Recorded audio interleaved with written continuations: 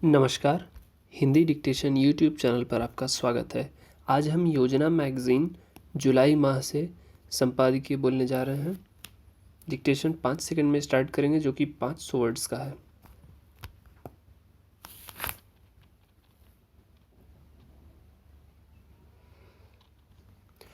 अंग्रेजी शासन से पहले अनुसूचित जनजाति को अपनी शासन प्रणाली और जीवन शैली के लिए पूरी स्वतंत्रता हासिल थी। ब्रिटिश शासन के दौरान अनुसूचित जनजाति को उपहास के नज़रिए से देखा जाने लगा और उन्हें अपने पुश्तैनी अधिकारों से वंचित करने के लिए कई कानून लाए गए। साथ ही अधिकारों की मांग करने पर उनके साथ अपराधी जैसा व्यवहार किया गया। संविधान निर्माताओं ने अनुसूचित जनजाति के अधिकारों की रक्षा के लिए कुछ खास उपाय किए हैं। संविधान के अनुच्छेद 46 के मुताबिक राज्य कमज़ोर और वंचित तबकों, विशेष तौर पर अनुसूचित जाति और जनजाति के लोगों के शैक्षणिक और आर्थिक हितों को बढ़ावा देगा और सामाजिक अन्याय और अन्य तरह के शोषण से उनकी रक्षा करेगा। इसी तरह अनुच्छेद 15 और 16 के तहत सरकार को अनुसूचित जनजाति के लिए विशेष प्रावधान करने का अधिकार दिया गया है।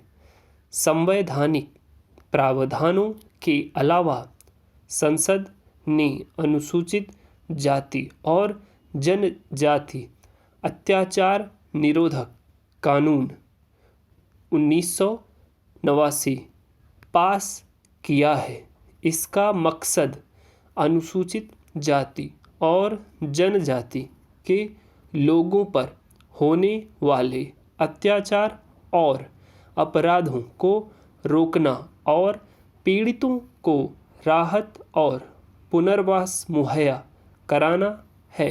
अनुसूचित जनजाति और अन्य परंपरागत वनवासी वन अधिकारों की मान्यता कानून 2006 के तहत अनुसूचित जनजाति के लोगों को मान्यता देने के साथ साथ उनके वन अधिकारों और जंगल की जमीन पर स्वामित्व को भी स्वीकार किया गया है। अनुसूचित जनजाति समुदाय के संवैधानिक अधिकारों की रक्षा जरूरी है और नियोजन की प्रक्रिया में इस समुदाय का विशेष ध्यान रखा जाता है। इन अधिकारों की रक्षा के लिए संविधान निर्माताओं ने राष्ट्रीय अनुसूचित जनजाति आयोग बनाया, जो इस समुदाय के अधिकारों के संरक्षक और थिंक टैंक की तरह काम करता है। जनजातीय समुदाय के लोगों के अधिकारों की रक्षा और उनके अधिकारों के लिए अलग अलग संस्थाओं की जिम्मेदारी सुनिश्चित करना राष्ट्रीय अनुसूचित जनजाति आयोग की संवैधानिक जिम्मेदारी है। राष्ट्रीय अनुसूचित जनजाति आयोग एक संवैधानिक संस्था है। भारतीय संविधान के अनुच्छेद 338 ए के तहत इसका संगठन किया गया है। राष्ट्रीय अनुसूचित जनजाति आयोग में अध्यक्ष, उपाध्यक्ष और 3 सदस्य होते हैं, जिनकी नियुक्ति राष्ट्रपति करते हैं।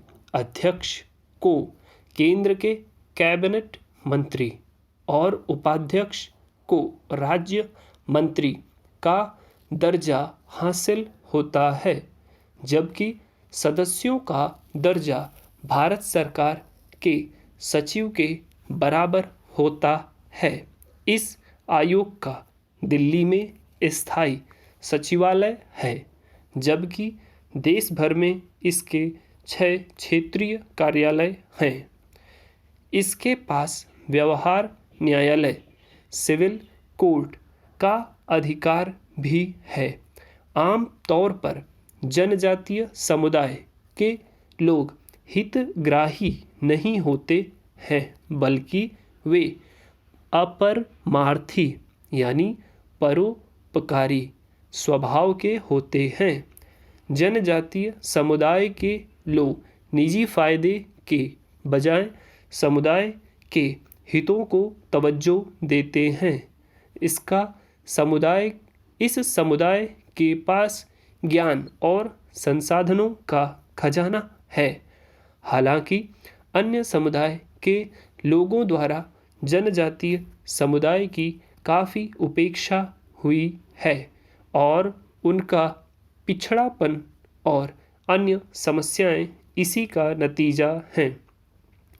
भारत में जनजातीय समुदाय की समस्याएं बिल्कुल अलग तरह की हैं। दरअसल अलग अलग क्षेत्रों में उनकी सांस्कृतिक विशेषताएं और मूल्य अलग अलग हैं। वे जहां भी रहते हैं वहां आर्थिक विकास के साथ पारिस्थितिकीय संतुलन भी सुनिश्चित करते हैं, जिसे आधुनिक दुनिया में सतत विकास के तौर पर जाना जाता है।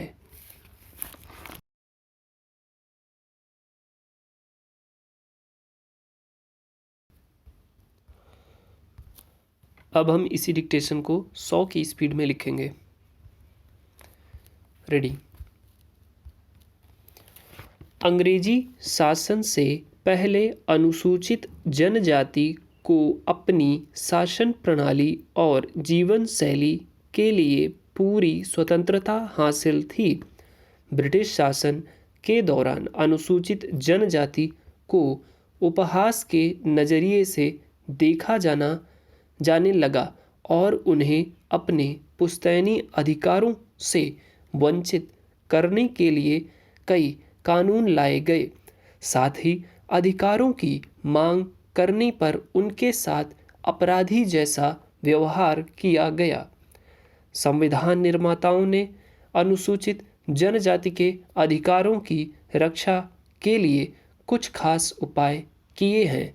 संविधान के अनुच्छेद 46 के मुताबिक राज्य कमजोर और वंचित तबकों, विशेष तौर पर अनुसूचित जाति और जनजाति के लोगों के शैक्षणिक और आर्थिक हितों को बढ़ावा देगा और सामाजिक अन्याय और अन्य तरह के शोषण से उनकी रक्षा करेगा। इसी तरह अनुच्छेद 15 और 16 के तहत सरकार को अनुसूचित जनजाति के लिए विशेष प्रावधान करने का अधिकार दिया गया है।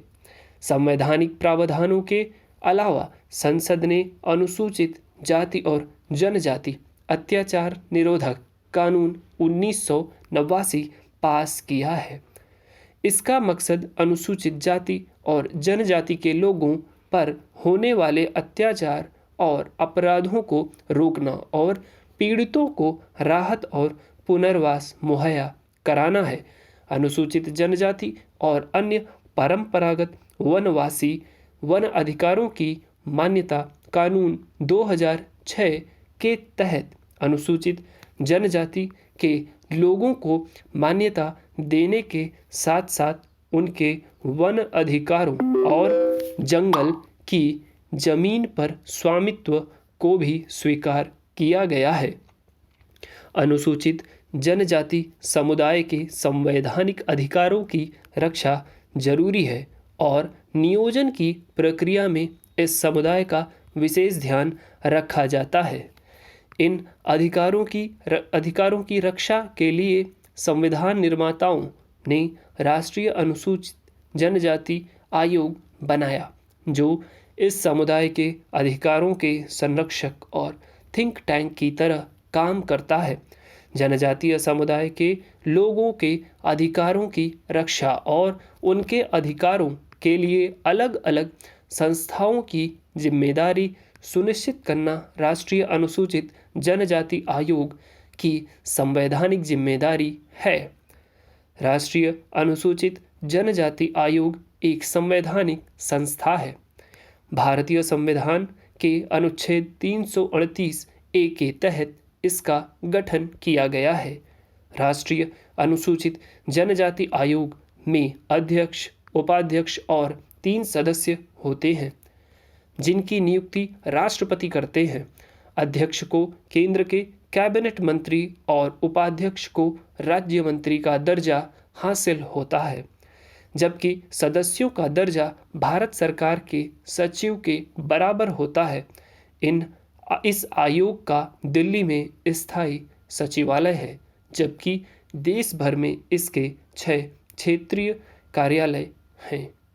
इसके पास व्यवहार न्यायालय, सिविल कोर्ट का अधिकार भी है। आमतौर पर जनजातीय समुदाय के लोग हितग्राही नहीं होते हैं, बल्कि वे अपरमार्थी यानी परोपकारी स्वभाव के होते हैं।